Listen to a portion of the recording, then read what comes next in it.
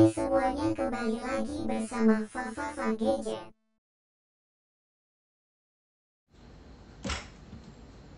Hai semua, apa kabar? Jangan lupa jaga kesehatan dan selalu mematuhi protokol kesehatan. iPhone dan iPhone dan iPhone lagi ya.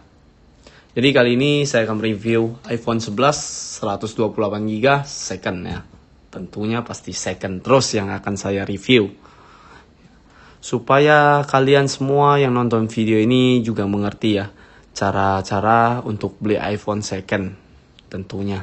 Supaya juga tidak tertipu ya, karena banyak sekali seller-seller yang tak jujur.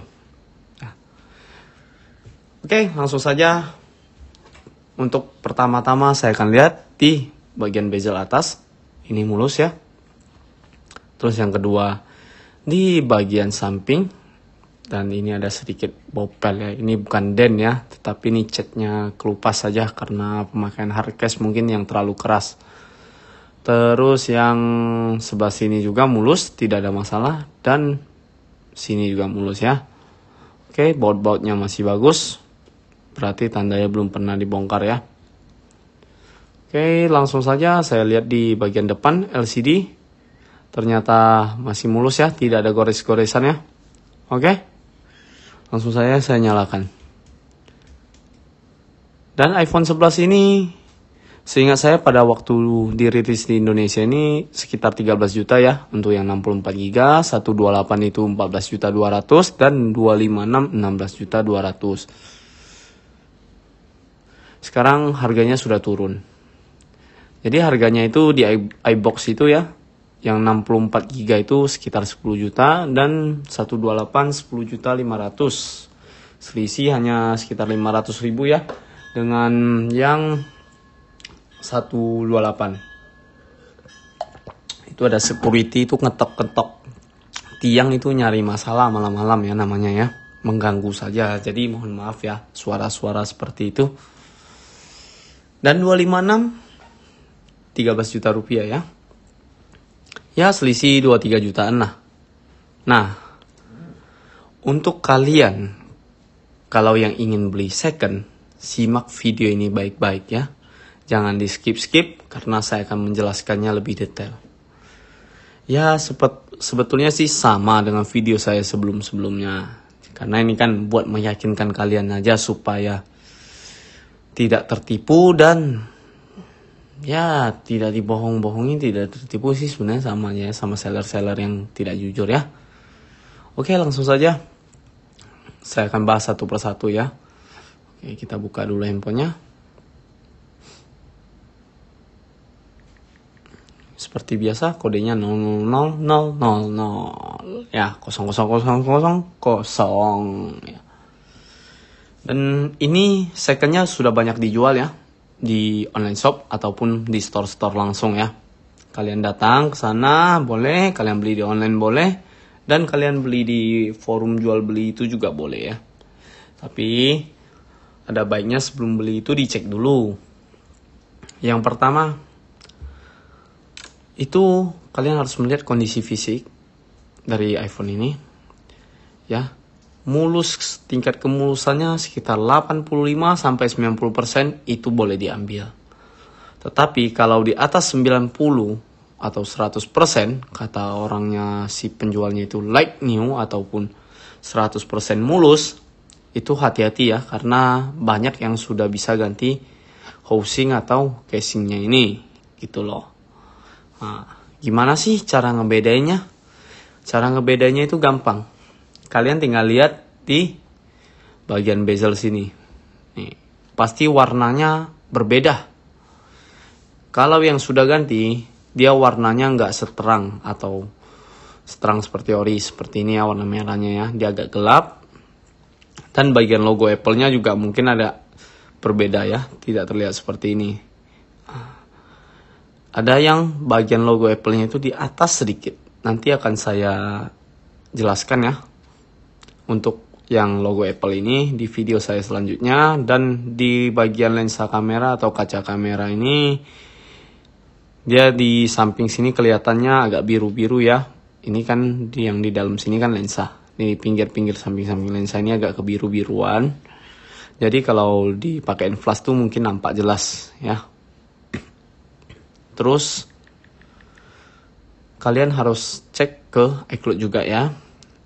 iCloud harus dipastikan kosong ya. Dan Face ID harus dipastikan juga ya, bisa dan aktif. Baterai. Nah, untuk baterai ini kan 84%. Dan ini masih bisa dikalibrasi ya. Bisa dikalibrasi dan dia bisa naik lagi. Terus ini dia. Kalian ke general. Dan ini ZPA ya, tentunya ya. Sudah kelihatan, dan ini emailnya. Jika kalau ada box ya, kotak dan segala aksesorisnya itu lengkap, tolong diperhatikan ya emailnya.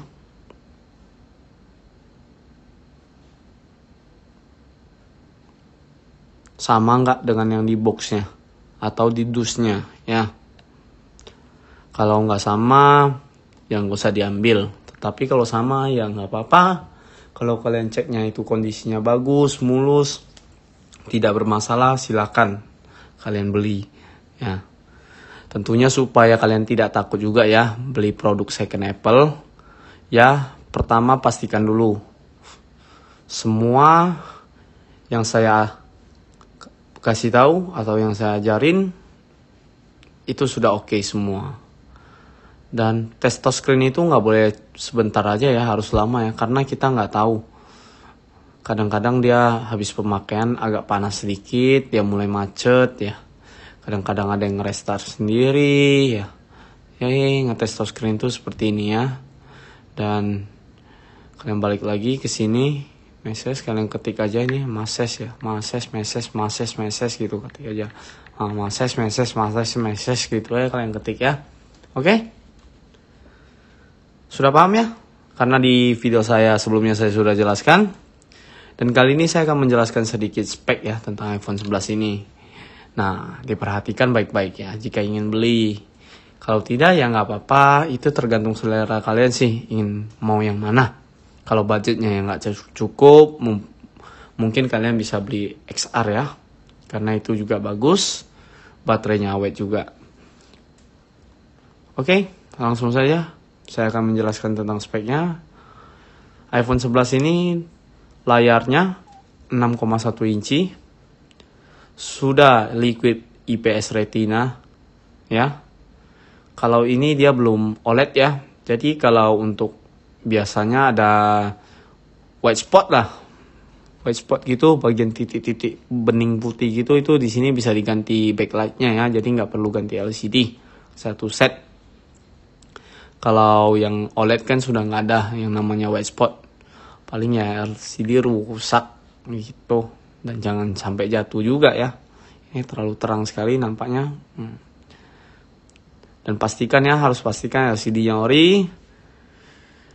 Dan RAM 4GB, chipset A13, kamera utamanya 12 megapiksel dan kamera ultrawide-nya 12 megapiksel. Kualitas rekaman video juga sudah 4K. Kamera depan 12 megapiksel dan sudah fast charging ya tentunya, wireless charging juga. Oke, mungkin itu saja yang akan saya jelaskan. Terima kasih telah menonton video ini. Jangan lupa like, share ke teman-teman kalian dan subscribe. Sampai jumpa kembali di video selanjutnya.